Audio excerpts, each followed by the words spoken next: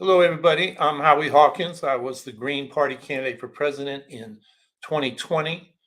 And this podcast, Green Socialist Notes, is about continuing education and organizing around the eco socialist program that Angela Walker and I ran on. So let me make a few comments and then we'll take questions and from you and your comments. Let me start with the good news because overall there's a lot of bad news. But yesterday we had a win for the Amazon Labor Union at the Amazon warehouse in Staten Island, New York. First time any component of Amazon has had a successful vote to unionize. And this is really a campaign worth looking at because it was all rank and file worker organizing. Didn't get support from any of the established unions, didn't get any support from the progressive Democrats in New York City that you would think would be out there on the picket line or, supporting them. They didn't get their help. They stayed away. So this is a real victory. There's a close election down in Bessemer, Alabama. Last I heard, the people supporting the union were losing for the second time. There were some labor law violations, so they got another vote. Uh, National Labor Relations Board got them. So we'll see how that turns out. But this is really positive, and it's only one warehouse down out of well over 1,000 that Amazon has, and they're building them fast. But I think we should take heart from this victory, and hopefully it's the beginning of a real move to unionize Amazon. I'm a retired Teamster. I know my union has said they're going to organize. Uh, and so, this would make a big difference because Amazon, like UPS, like FedEx, which is not unionized, UPS is, uh, play a key role in the logistics, basically shipping industry. And those workers have a lot of power. If they go out on strike, they shut down the economy. So this is really an important milestone, and hopefully it's the beginning of a lot more. I think another positive we can uh, take heart from is that the Ukrainians seem to be pushing the Russians back, certainly from the capital area around Kyiv. The Ukrainians hit a big fuel depot for that the Russians had at Belograd, which is just 25 miles inside Russia. Reportedly, Russian military has taken heavy casualties and they're demoralized and they don't seem to be doing their logistics well in terms of supplying their troops. So, this is a war of national liberation that we should support. And Ukraine is, now offering to the Russians in these negotiations the geopolitical concerns that Russia stated. Ukraine is offering neutrality if it can be guaranteed by, the big powers. And they're also opening up the idea of a process for determining the status of Crimea and oblasts or their provinces. And that addresses Russia's geopolitical concerns, but they seem to be balking at really taking that up. The Russians are.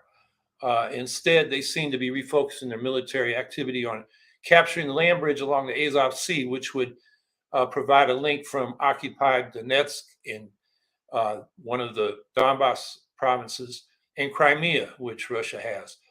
Um, so they've been fighting over the Donbass provinces since 2014. So that seems to be what the Russian military is focused on now. So the war seems to be shifting to the east and the south. But the fact that the Ukrainians have put up such good resistance, I think, is good news. But I think we also have to recognize, and this is not good news, that the peace movement and the Western left, much of it is confused about what's going on here. This is an aggressive imperialist war on the part of Russia and a defensive war for national liberation on the part of the Ukrainians. And that should be clear to the anti-war movement and the left, that we should support national self-determination for the Ukrainians. Obviously, there's a U.S. NATO versus Russia rivalry in the background to this war, but it wasn't U.S. NATO that attacked Russia, although some of these groups, their slogan is end the US war on Russia. And people hear that and they say, what do you mean? Russia attacked Ukraine. And it's not the immediate cause of the war. These geopolitical concerns have been raised by Russia. I think they're legitimate concerns, but no NATO countries on Russia's border have joined since 2004. Nothing changed in 2021 or 2022. And I think we have to recognize that Putin's statements all last year and right up to just before the war about Ukraine not being a real nation and Putin's aspirations to rebuild a socially conservative, authoritarian Russian empire of the czars seems to be Putin's real motivation. Although he's doesn't seem to be going to be able to do that with respect to all of Ukraine. So, some in the peace movement support Russia and the Western left because they see it as a war to undermine unipolar U.S. NATO imperialism and domination, and they want to create a multipolar international order. But that looks to me like a multi-imperialism international order if you're supporting a country like Russia. They take the position that the enemy of my enemy, in this case U.S. imperialism, is my friend, even if their so-called friends are murderous fascist dictatorships like Russia and Syria. And I think this position takes them out of the left.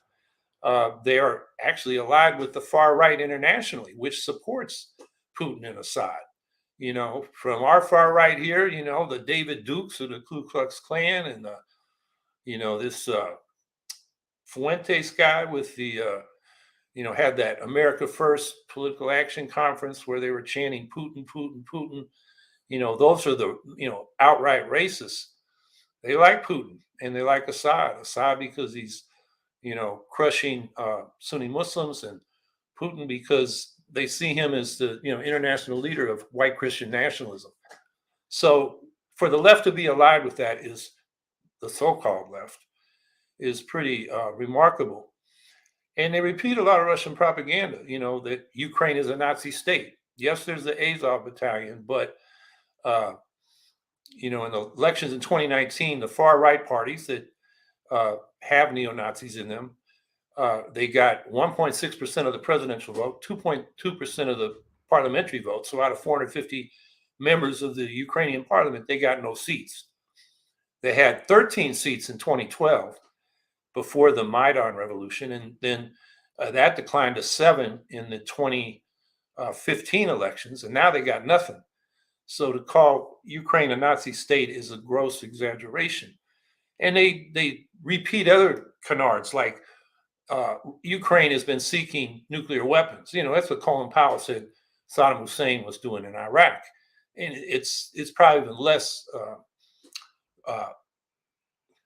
it's just as bad that the idea that Ukraine is seeking nuclear weapons. What, Zelensky said and other Ukrainian leaders have said is that since Russia violated the Budapest Memorandum, which is the agreement that Ukraine would give up its nuclear weapons that it inherited from the Soviet Union in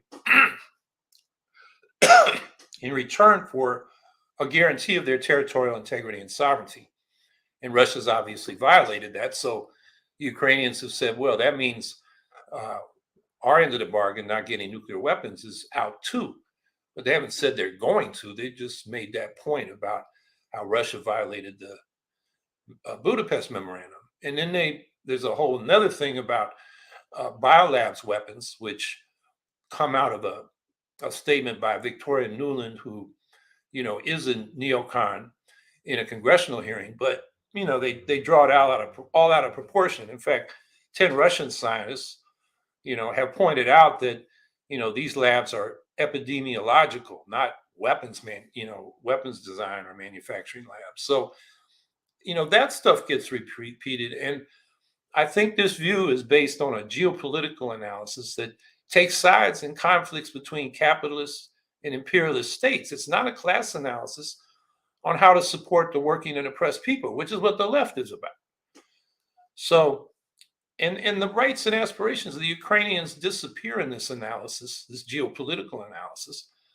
If you listen to or read the commentary by socialists in the Ukraine and Russia, they ridicule this analysis. They call it West-splaining or US-splaining because it centers US actions is determining everything happening on the ground as if the Ukrainians don't exist or have no agency of their own.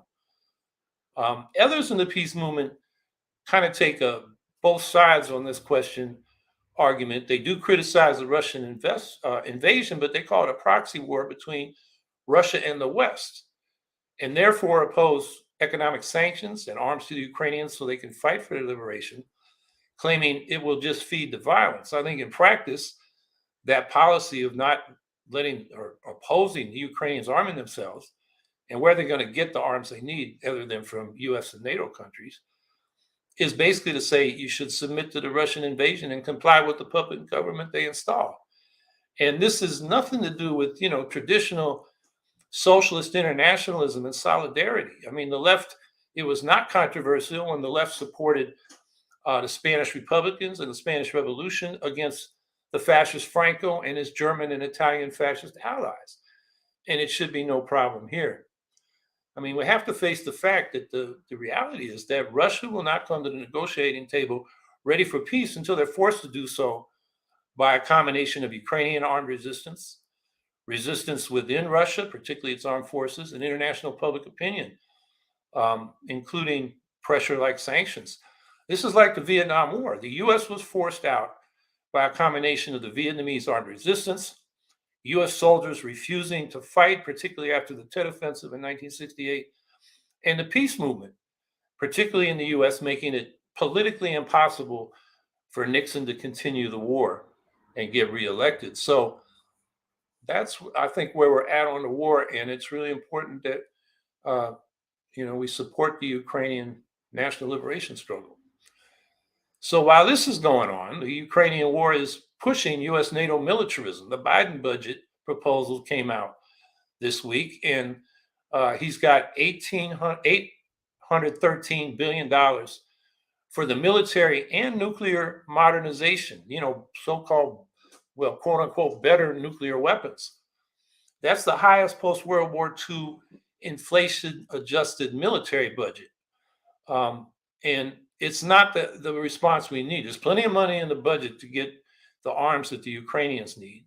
This is mostly about, maintaining a global military empire of 800 foreign military bases, several wars in which we have active combatants, particularly in Africa and the Middle East. And then we have special operations in scores of countries.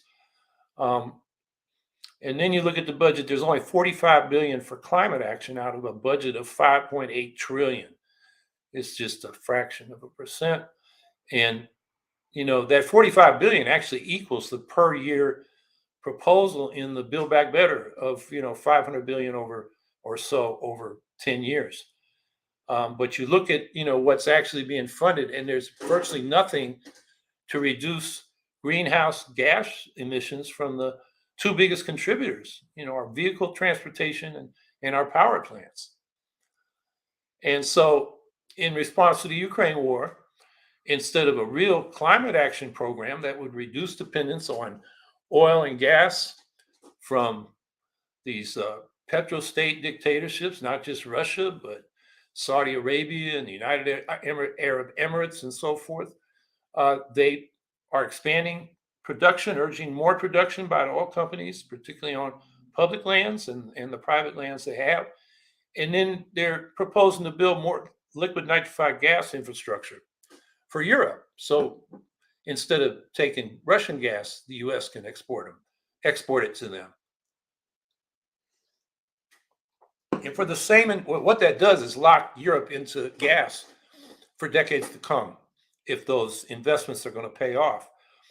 And what we should be putting the money in, and we can reduce dependence on gas and Russian gas just as fast, if not faster, is to fund, a massive retrofit of the buildings in Europe and here for heat pumps, and to generate electric power from wind and solar sources. In other words, a Green New Deal. And instead, the oil industry is, getting what it wants. It's going to have a bigger market now. And it's just the wrong approach. And the last thing I want to comment on is this is sort of good news and bad news. Trump is losing, but in a way, he's also winning. We've seen this week uh, a federal judge say that Trump committed the crime of obstructing Congress certifying the presidential election, in ruling that the emails from Trump's lawyer and coup co-conspirator John Eastman should be released to the January 6th investigation. That's quite a statement from the judge saying, just from what he could see, Trump looked guilty of that crime. And we've had revealed that the phone logs of Trump in the White House on January 6th, 7 hours and 37 minutes, there's no phone calls recorded, although we know from other evidence that he was definitely talking on the phone. So that's kind of like the Nixon, 17-minute gap in the tapes. So that's a big thing. That doesn't look good for Trump. And then we have the leaked Ginny Thomas texts that are more evidence that January 6th was certainly a coup attempt, and it compromises Justice Clarence Thomas's role in this, because he was the sole vote against the release of Trump documents to the January 6th committee. And, the conflict of interest is obvious because his wife is implicated in this whole thing by those texts. So, that's not a good week for Trump, and that's good. But on the other hand, we had a poll come out a couple days ago that shows if the presidential election was today, Trump would beat Biden by 7%, or if it was Harris by 11%. And of course, it's early, but it indicates the Democrats are in big trouble as we go into these midterms. But it's early. The poll also showed that Harris beats DeSantis 40 to 38%. But, how is it so close with, the Republicans now an extremist party? And I think that tells us this is what happens when we don't have a viable, strong party on the left here.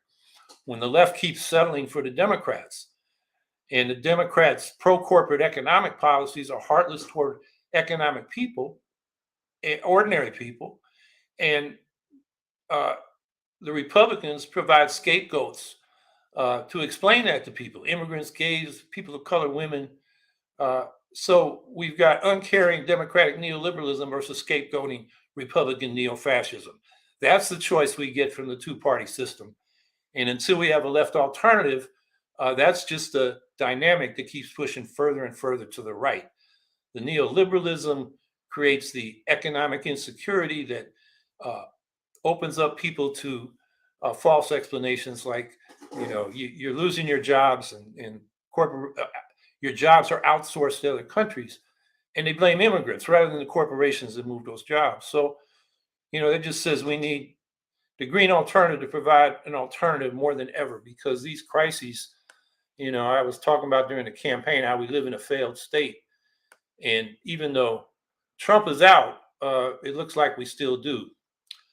So I'll stop there and look to your comments and questions. Scout Trooper 164, what do you think of Chris Hedges' podcast being shut down by YouTube since it was speaking about Russia? I don't think it was shut down because Chris Hedges didn't do much about Russia. It was shut down because it was on RT, Russia Today.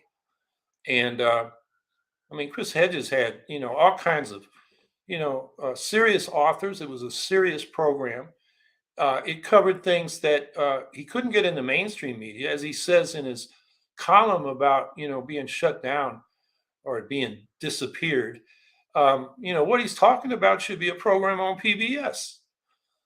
It wasn't about Russia. And of course, it's wrong. YouTube, shame on YouTube. They just took off good content. Now, I was interviewed by Chris Hedges twice during the campaign, one on the On Contact program on RT and another on his own. I think, I'm not sure how we got there. Maybe we just did that together. Maybe my campaign did it, but both of those are on the campaign website, howieHawkins.us. The RT archive is still up, so you can find any of those podcasts if you go to the RT website.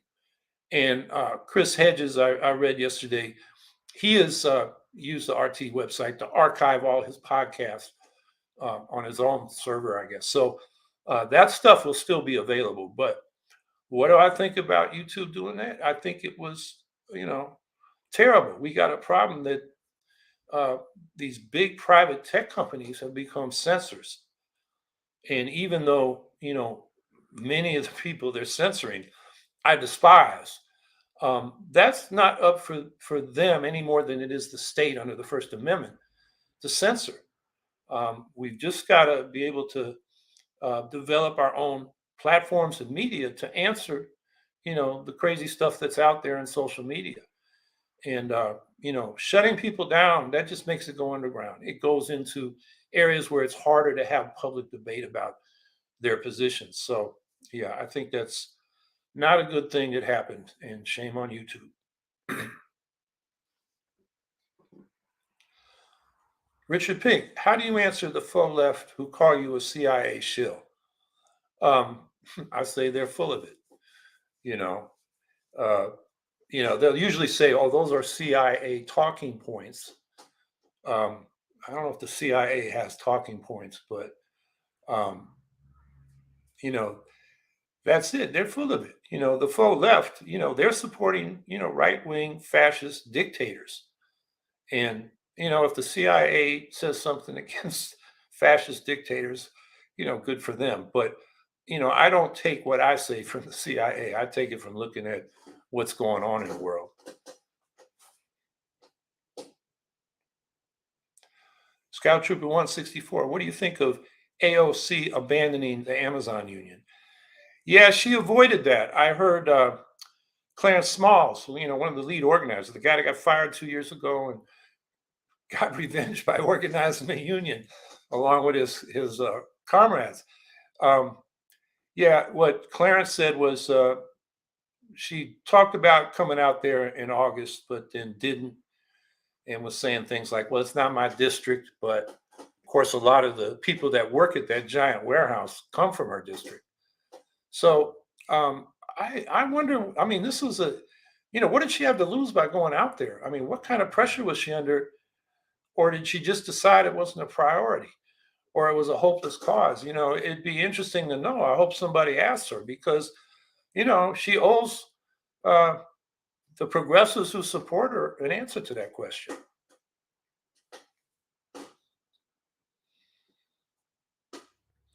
John Wood, do you think we ought to reform local government electoral structures, procedures, implementing RCV, proportional rep, multi-seat districts, etc., before vying for ambitious goals like Medicare for all? I don't think it's either or, but I, have said, and this is the big thing I took away from our presidential campaign, is we've got to change how we elect people. We live in a system that is, in most cases, single member district winner take all, which means any third party that's challenging the two-party system will be seen as a spoiler. And people, when they get in the voting booth, particularly in our case, um, progressive minded people feel, oh, I got to vote for those damn Democrats who I may not like as much as the Greens and their platform because I'm afraid of the Republicans. And until we change that, we're going to be marginal, particularly in federal and state elections. But I think local government reform of the electoral system is where we can get victories. We've got a lot for ranked choice voting in the last couple of years. We're up to over 50 jurisdictions, the most we've ever had. So that's good, and we can multiply that. And then, when we get involved with these ranked choice voting coalitions and movements, we got to push for proportional representation on the legislative side. Ranked choice voting for multi-member districts yields proportional representation. And so that's really important. And, I think we got to keep talking about Medicare for all. And, but that's why we run. I mean, when we run, even though we're in a single member district winner take all system, which makes the spoiler effect strong, we still got to raise issues, that speak to people's lives. And Medicare for all, single payer public health care is very popular with the people. So we got to keep raising that. So I don't think it's either or, but I do think we need to emphasize these democracy demands for proportional representation and uh, ranked choice voting, also fair ballot access. That's got to be a top priority for the Greens.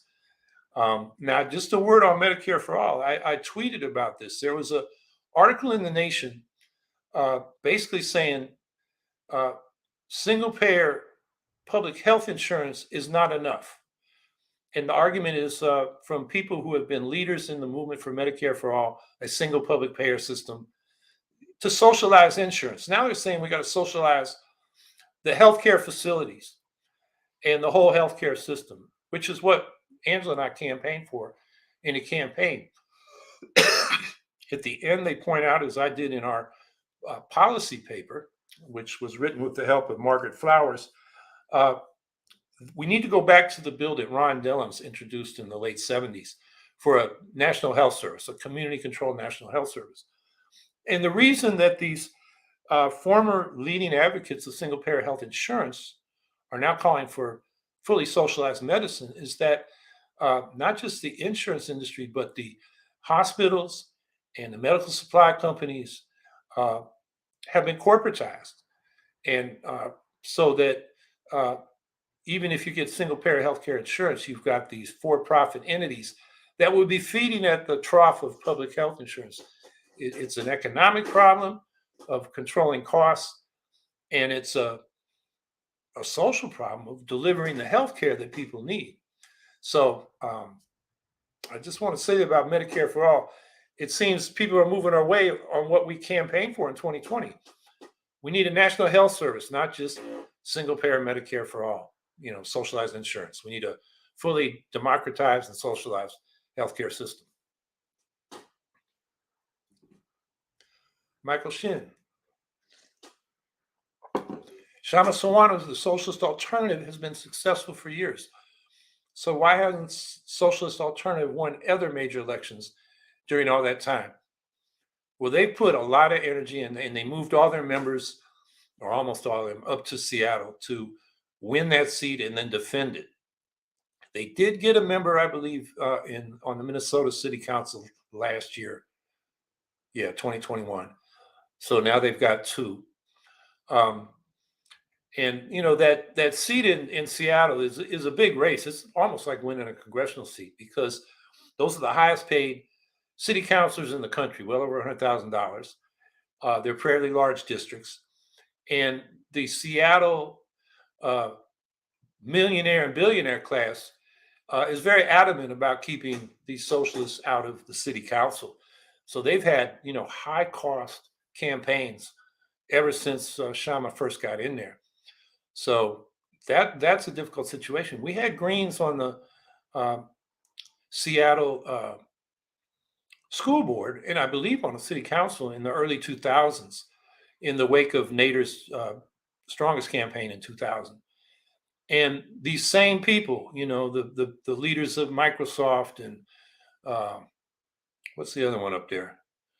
Anyway, they poured millions into getting these Greens off the school board because they were pushing charter schools and privatization. So Seattle is a tough city for a third party or independent candidate. So I think it's just a matter of resources. Socialist Alternative is a much smaller group than the Greens. We have over 100 people in elected office, but most of them are not in such high profile offices as a Seattle City Council seat. I think down the road, we should have a broad left party that would include Socialist Alternative and the Greens and other groups that are non-sectarian and want to work together in a constructive democratic way, so we can pool our resources and advance our candidates. So I think it's mainly a matter of resources. That seat up in Seattle is an expensive seat to defend, and it's taken all Socialist Alternative could muster to do it, and they've done it. And more power to them for doing that. Amy L. Sachs, Howie, any chance one or more of the Amazon organizers would come on the show?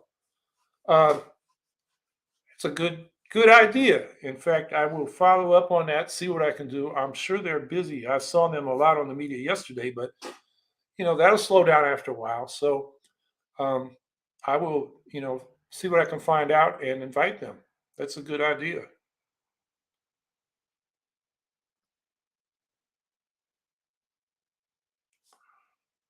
I'm writing that down so I don't forget. All right, Scout Trooper 164. How do you feel the U.S. was forced to finally admit about the Hunter Biden laptop with corruption being revealed? Well, the U.S. Would be, I'm not sure who, the government really hasn't said anything about it. Um, there's been more reporting on the content of the laptop. And I guess I haven't been following it that closely. There's questions about tax evasion that seem to be, the evidence for that seems to be on the laptop. So um, I don't know, when you say the U.S. is a federal prosecutor now going after Hunter Biden. I hadn't heard that, but if he has evidence, he should. That's about all I can say about that. Generally, Hunter Biden took advantage of his father's connections and reputation to try to do business deals, not just in uh, Ukraine, but in China. And because, people in these other countries feel this guy's hooked up, it should be good for their business. And that may not be violating the law per se, but it certainly reeks of corruption and cronyism.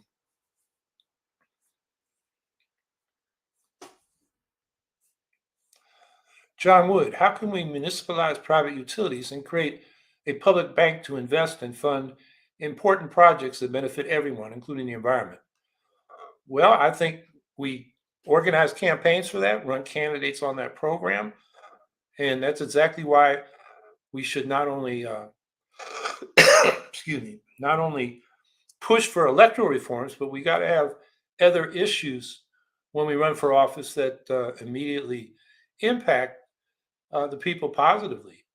And, these are exactly the kind of issues that our local green candidates for municipal office should be raising. Um, public power in the uh, power distribution and power generation utilities, and um, a public bank so that we can direct investments to public priorities and not just be subject to market forces controlled by a big private bank. So, um, yeah, it's exactly how is your question. How is, put it out there, campaign for it, including running candidates for office as green candidates on that platform. Julie Baumer, with electric vehicles costing so much for the average person family, how do you feel about Biden pushing for people to buy them? Well, the people that can afford them and buy them, that's fine. He has proposed subsidies for those purchases, but that's still not going to help most people because those vehicles are still pretty expensive. What we need are what some people call climate loans, and this is where a public bank could come in.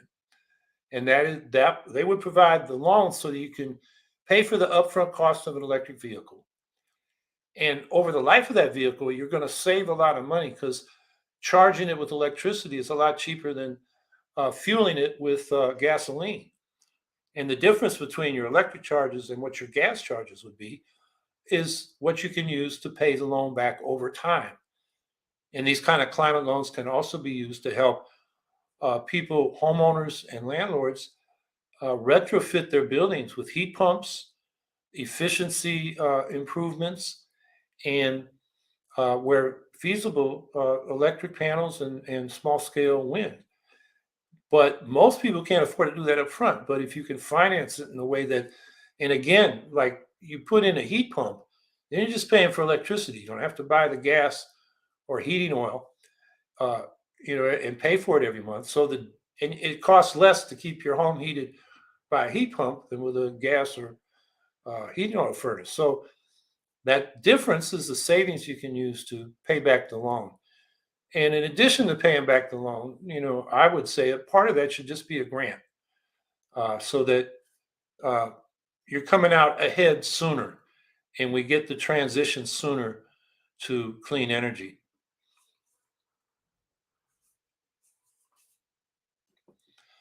Violet at Content Boutique. Who was pushing charter schools? Microsoft? Yeah, I believe it was Microsoft, and there's another big company. Amazon's up there. Um, Yeah, they were pushing charter schools. The Democrats still are. There's a lot of money behind the charter school push, and we have it here in New York. I keep reading about it in states all over the country, even though I also read all the time, particularly from Diane Ravage's blog. I mean, just about every day she's got news on another charter school scandal where people were embezzling money or uh, the results of the education were really subpar.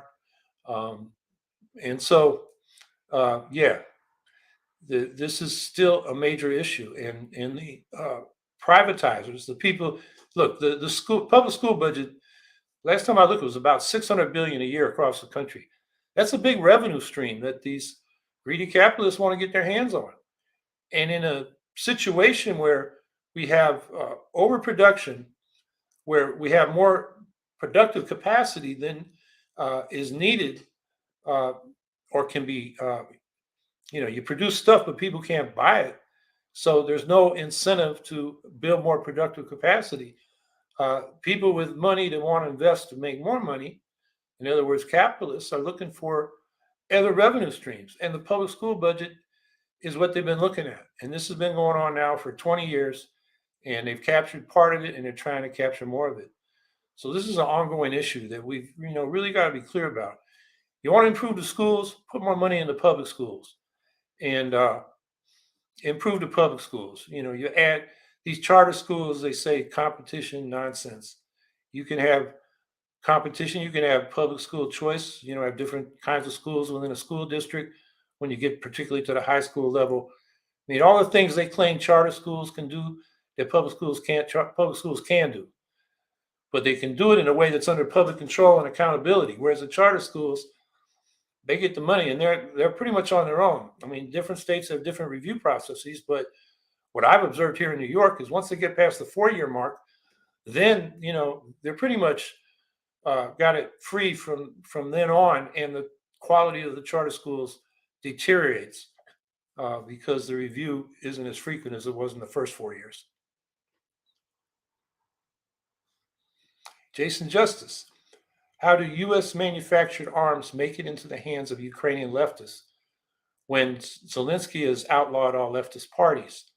Why do you think that U.S. weapons won't be given to fascist units first? Because the fascist unit, and really the only one is Azov, is under the command structure of the Ukrainian military, which has obviously shown itself to be competent, and it's actually winning where Azov isn't. It's in the southeast where Azov is, where Mariupol has been smashed to smithereens. Um, so yeah, I don't think that it might go to some of the fascist units, but it's going to all the units. Now, Zelensky didn't outlaw leftist parties. He outlawed parties that, and I'm not justifying the outlawing. I think that was wrong. And the socialists, the real left in Ukraine, has condemned Zelensky's move there. But these are parties. They're fascist, ultra nationalist, Russian, ultra Russian nationalist parties with the word socialist or communist on their label, but their politics are very socially conservative and authoritarian. They're not really on the left. Um, and the biggest problem is one of the main opposition groups, and I forget the title. The word "life" is in it.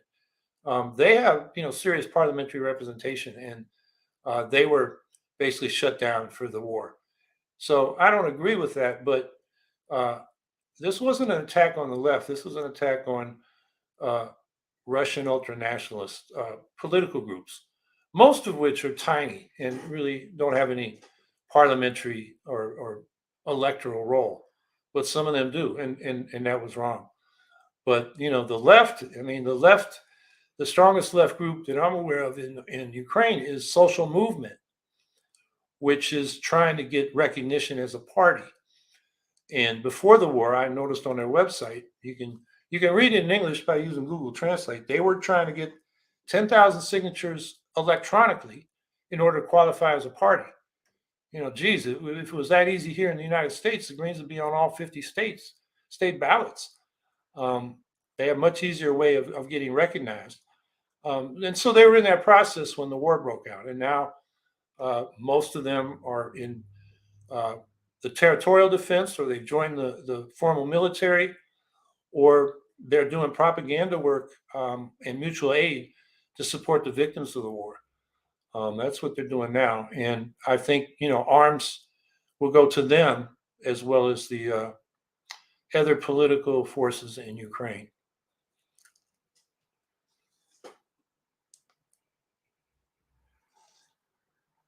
Frankie Lee, Howie, how do we encourage more people to vote to form unions in other industries?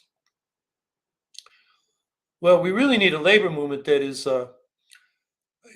social unionism instead of business unionism. Too many of the unions we got, they just administer contracts. They're, and when I was a Teamster, a lot of the fellow members just regarded the union as kind of like an insurance company.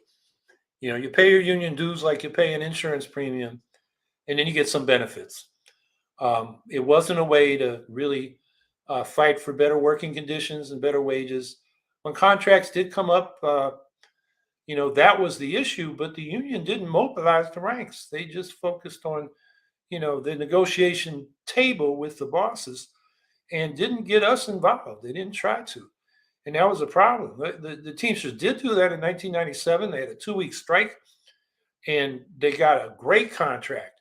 And we've been living on I was living on the benefits of that contract for the next couple of decades. So we need to get the unions to go out and organize and engage their own members. And the way to do that is to get people who are in unions to organize rank and file caucuses to change the direction of the union, to democratize it and get it focused on organizing rather than just administering the contracts that they have. If you look at the public opinion polls, unions are more popular than ever among the general public. And so the question is, how do we organize and mobilize that sentiment? And I think, what the people did down there in Staten Island at Amazon shows it can be done. We've seen it at a number of Starbucks franchises. And and these are being done outside the formal union structures. So, encouraging people to vote, that really depends on your campaign at a work site. And what we see is where the workers themselves are engaged in organizing, they're having success. Whereas where these big unions come in and have their sort of, they do more what they call corporate campaigning, public relations to denigrate the company rather than organizing the workers who work there. And, there's a role for corporate campaigns, but it seems to have taken a much higher priority than actually organizing the workers, who are the ones with the power to go on strike and take job actions that can really change things. So I think it's not so much we need to encourage people to support unions. We need to organize and mobilize them in union recognition fights at workplaces. I think we got the sentiment with us. We just got to organize and mobilize it.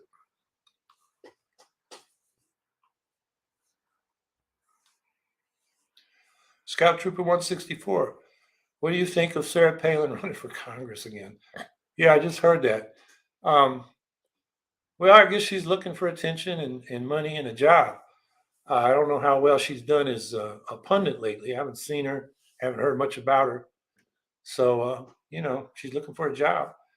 She has a right to do that. Of course, I think her politics are atrocious and about as vacuous as you can find. But unfortunately, you can find a lot of people like her, particularly in the Republican Party. But, don't overestimate the emptiness of or underestimate the emptiness of a lot of Democratic candidates. I mean, we got one in my district. I've got like 4 dozen fund appeals, and all he says is, I was a Navy commander who, fought in Iraq, and I can beat the Republicans. No issues. I mean, this has been going on for months. He's chair of the Syracuse City Democratic Party, committee, which tells you, what the Democratic Party is here in Syracuse. They don't have a program. It's just, it's like a way of getting jobs. It's a little patronage machine. We had a Democrat, a former Democrat, who retired firefighter, who was on the city council, and he crossed the mayor. So the machine didn't designate him for the next election to be their candidate. So he came to the Greens. We knew him. He'd been doing good things on the council compared to the others, and wanted to run with us. And we said, okay. And then he said, well, how do I do that? I've never had to run. Because in this city, which is a one-party city, basically, if you get the Democratic committee designation, you're going to win. You don't have to do anything. You don't have to campaign. You don't have to talk to the voters because they're sure not going to vote for the Republicans. I mean, this city's half people of color. The Republicans look to them like the Ku Klux Klan. The only competition really is the Greens when we can find candidates. So, and then the Democrats say, we're Republicans in disguise and all other kinds of nonsense. But that's another story. So, yeah, I'm not thinking much about Sarah Palin, but that's what I think. Eric Gray, if more people knew about Cooperation Jackson, do you think it would cause people to at least be more curious about cooperative economics? Yeah, I think so. And, there are a lot of examples of cooperatives all over the country. What Cooperation Jackson is trying to do is build a whole network of cooperatives and get, a good portion of their population engaged in them so they can think about economics as something more than just dog eat dog capitalism. So Cooperation Jackson does a pretty good job of publicizing itself. There are a lot more projects that I'm aware of here in New York that, nobody knows about, but they are, doing the same kind of thing. And I think the cooperative movement, we're getting a new surge. We had one in the 30s, we had one in the early 70s, and I think we're getting one, in the last decade or so. And that's good. Although what we really need is public policy to promote it. We need cities, the larger cities and state governments, and ideally the federal government to provide financing and particularly technical assistance so that, retiring owners can sell their businesses to their workers. We have one of those in Syracuse I just heard about this week. It's been around a long time. It's called the Syracuse Cultural Workers, and it was kind of run as a top-down thing by this guy that was into the artwork and for the peace movement and other progressive causes. He's getting up there, so he decided he would just sell it to the workers. So they're setting up a worker co-op. But that, you need to have technical assistance. Now he's actually a guy in the Greens here at Syracuse, works at the community college in small business administration work, but it includes cooperatives. He knows everything about cooperatives. He knows how to set them up and train people to operate them. That needs to be replicated on a large scale because to expect, ordinary workers to figure out how to set up a cooperative is just unreasonable. One of my first jobs was in a worker co-op. It was a construction workers co-op. We did energy audits and retrofits and solar and wind installations. This is in the mid 70s. They were green jobs before we called them green jobs.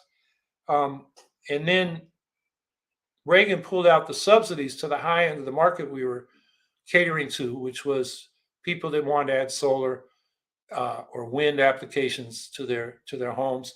And without that tax credit, that market kind of dried up. And we were basically left with, insulating homes and trailers with community action program money. And the other fellows in the co-op said, that's not really what they wanted to do. I stayed in construction. I tried to get people interested in cooperatives. And, on the one hand, you got people that just want to get a steady paycheck. They don't want to be responsible for managing businesses, or they don't have the confidence that they can. So I was never able to get, a group of construction workers together again. But if you have, like they did in the Mondragon region of Spain, they had the Bank of People's Labor, and now it's an endowed university, I believe, that provides, they actually plan businesses. They develop the whole business plan, and then they recruit the workers to it, who are then trained on how to not just do the jobs that that business has, but also how to manage the company as a cooperative. That's what we need to really expand the cooperative movement. If it's just based on the initiative of people, um, most people aren't in a position to, take those kind of initiatives. They're paycheck to paycheck. They have job insecurity. They're just not in a position to, devote a lot of time to starting a new business that's a cooperative. That's why we need, public policy to support cooperative development.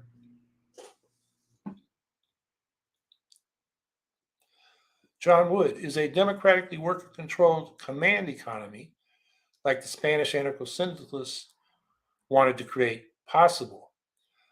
Um, well, from what I've read about, the anarcho syndicalists in the Spanish Revolution in the 1936-37, um, command economy means planned economy, not top down, because anarchists weren't for that.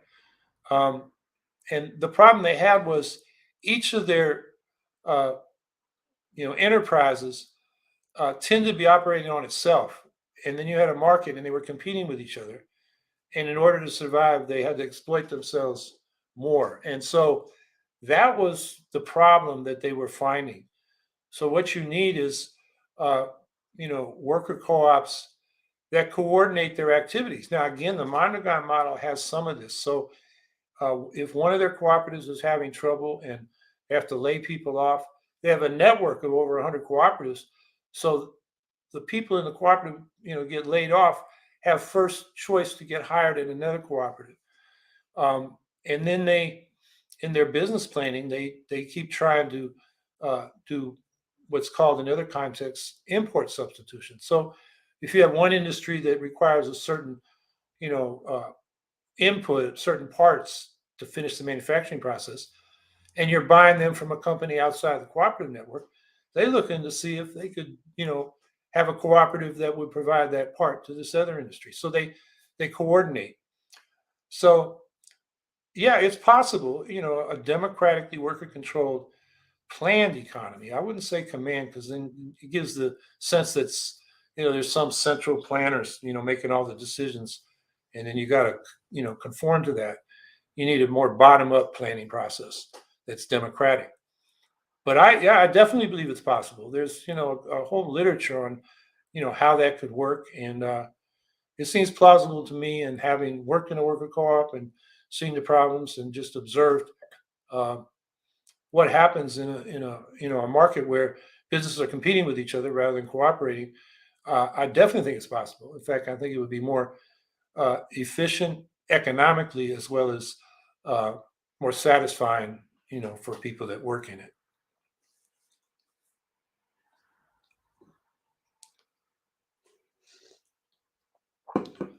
Violent at con Violence at Content Boutique.